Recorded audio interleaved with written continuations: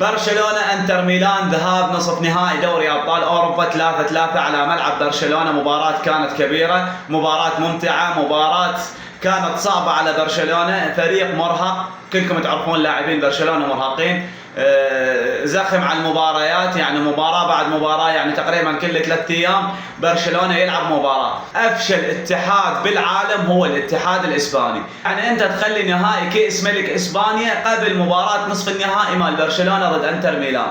يعني برشلونة لعب الثلاثاء ولعب السبت نهائي كأس ملك اسبانيا، واليوم يلعب مع اشرس فريق بدوري ابطال اوروبا او اقوى دفاع بدوري ابطال اوروبا اللي هو انتر ميلان.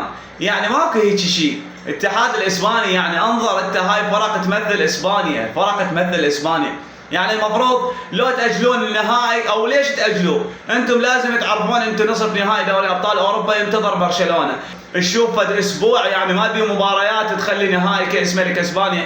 يعني اليوم اداء برشلونه تاثر من مباراه كاس ملك اسبانيا، لعب اشواط اضافيه ضد الريال وكانت مباراه كبيره، واليوم هم قدموا مباراه كبيره. انا ارفع القبعه لفريق برشلونه ولنادي برشلونه بالمباراه اللي قدموها اليوم، يعني ارهاق ويزخم مباريات ويقدم لك هيك اداء ويتعادل مع انتر ميلان اللي مرتاح، اللي ما عنده شيء، لا لاعب مباريات قويه ولا لاعب مباراه نهائي ولا لاعب اشواط اضافيه.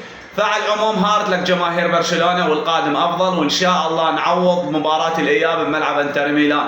مباراه 1-0 او 2-1 مجرد تسجل هدف تفوز بالمباراه تتاهل الى نهائي دوري الابطال. وعندي ثقه بفريقي وعندي ثقه بهانز فليك بان راح يفوز على انتر ميلان في ميلان ونتاهل الى نهائي دوري الابطال. شنو رايكم بالمباراه؟ اكتبوا لنا بالتعليقات وخلونا لايك ومتابعه. بام.